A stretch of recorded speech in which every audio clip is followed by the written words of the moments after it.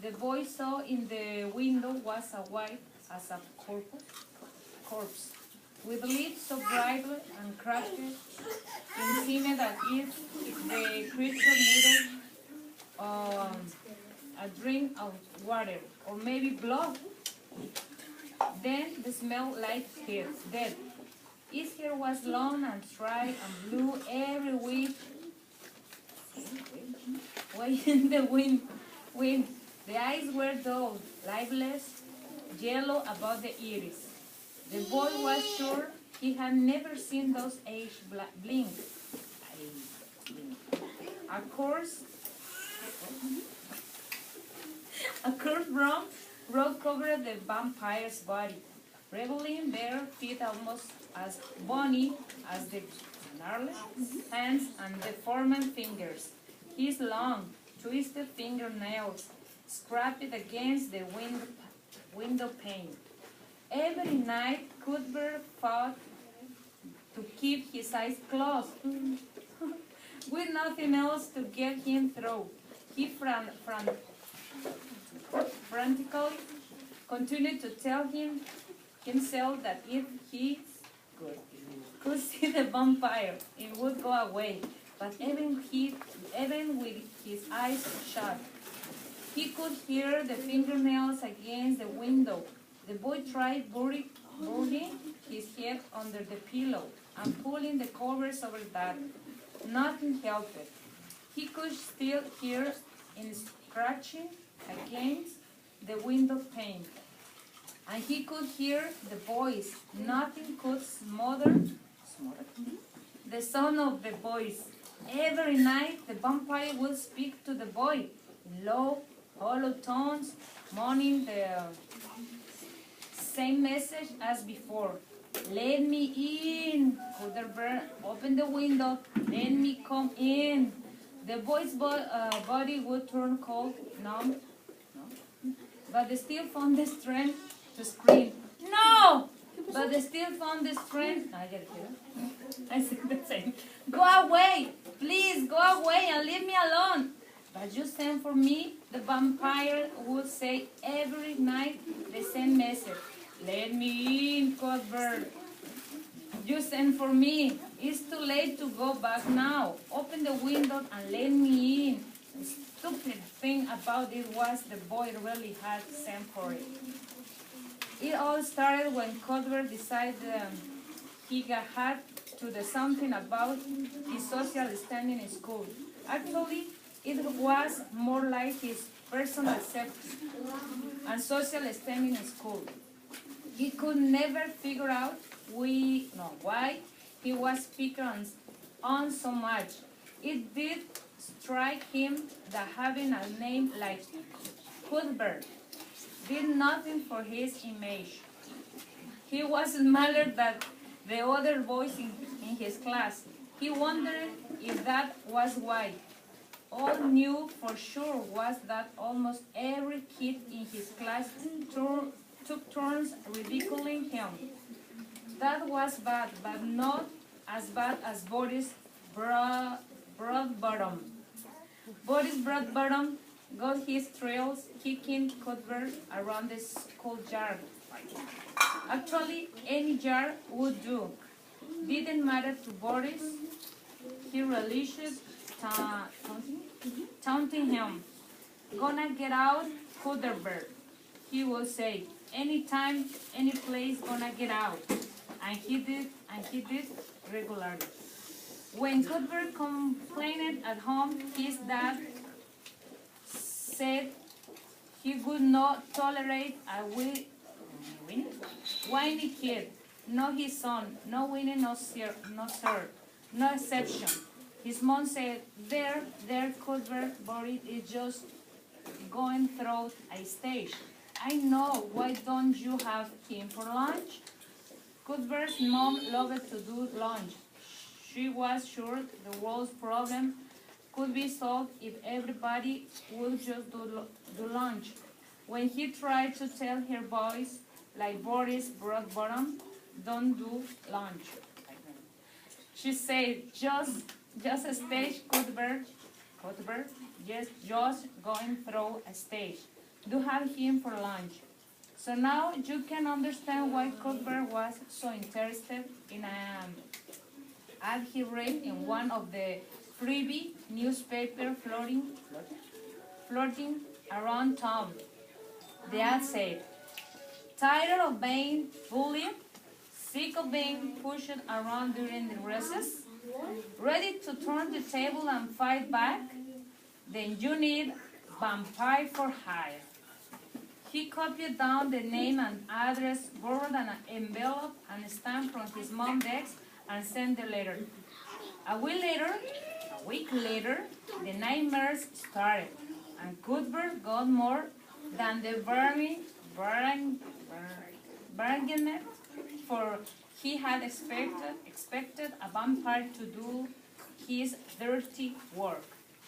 For him not to try to turn him into a vampire, but that's not the way vampires operate. For weeks, the horror in his bedroom window continued. Nothing would make the nightmares go away, not even the old close your eyes trick. Still, no matter how often in demanded to be let in, the vampire stayed outside the window, never tried to break in, never even attempted to raise the window. Cuthbert wasn't dumb enough to let in either. He remembered something he had read in an old ivory book about vampires not being able to come in your house unless you invited them in. He was safe, he hoped, as long as he kept the window shut. Okay. It seemed he was right. Suddenly, the nightmares stopped just like that. They stopped. No more nightmares, no more vampire, no more wind howling against his bedroom window. Cuthbert woke up and Saturday morning and looked outside to see the sun shining. He heard the birds singing, and he was happy because the vampire hadn't come tonight before.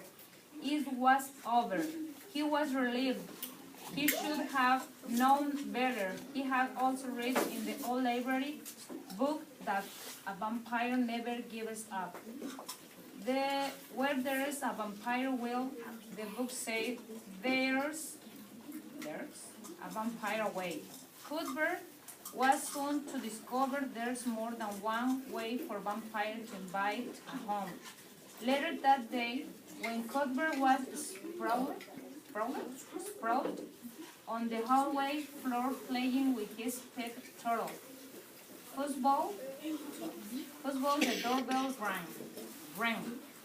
His mom went to the door. The messenger outside was dressed in a black suit. He said, "Package for Cuthbert." Then he handed her object wrapped in brown paper and walked away. When Cuthbert's mom turned around, her mouth sore and hung open as if it had come unhinged from her jaw. The package was about the size of a short box. She shook it. She shook it again, this time closer to her ear. They looked at it with her lips pursed to the side on her head cocked. "Very strange," he heard her say. She didn't seem interested in letting Cuthbert. No, there was a package for him. So he stayed in the hall shadows with football and watched her sit on the couch to open the package. It was black book as far as he could see. She opened it, turning page, screaming, slammed it shut, and bolted straight for the garage.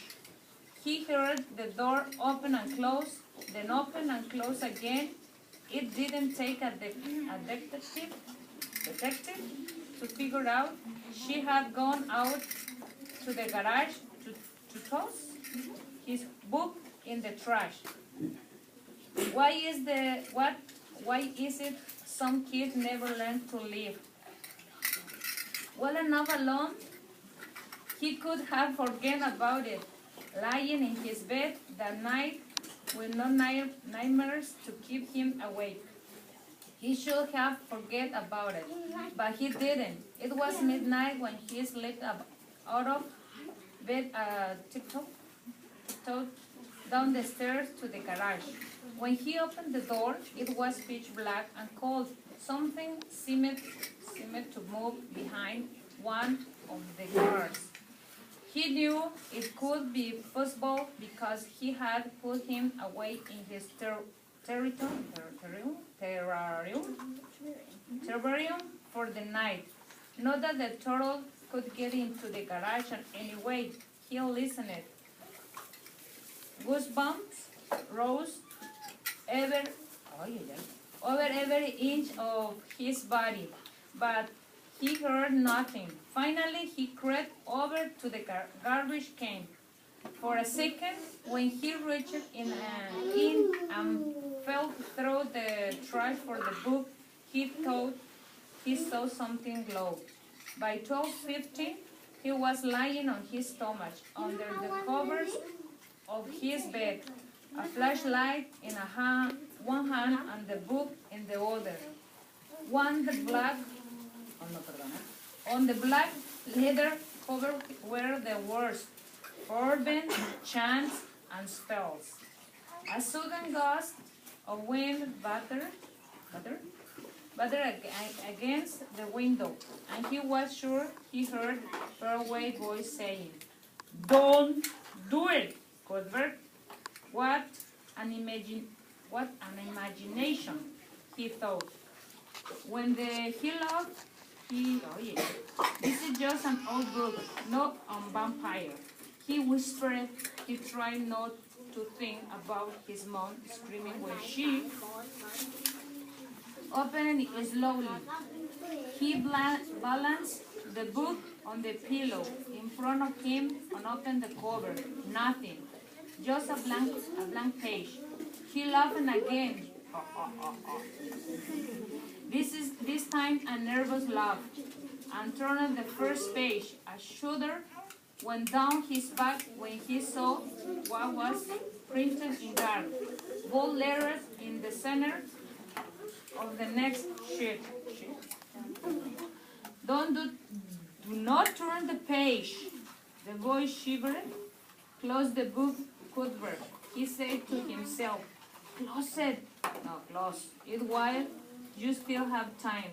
But his hand reached up and flicked on the edge of the page, tickling it with his finger.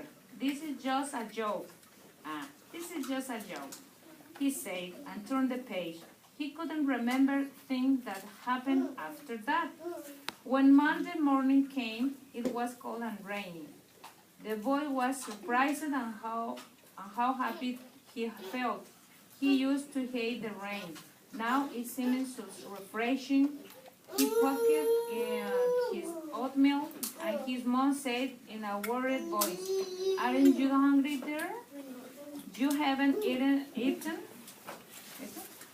since dinner on Saturday." It was strange. He felt hungry, but not for oatmeal. "Oh, I'll eat lunch at the school," he told her. Boris Broadbottom sat next to the Cuthbert in math class. He made face and mouthed the words, "I get you later, sissy boy." Cuthbert could smell Boris. Full breath when the bully whispered, "Anytime, any place." That's when something flashed in Cuthbert's mind, and he leaned toward Boris and said, "I just got a great idea, Boris. Why don't we meet under the bleachers in the gym after class? Mom said I should try to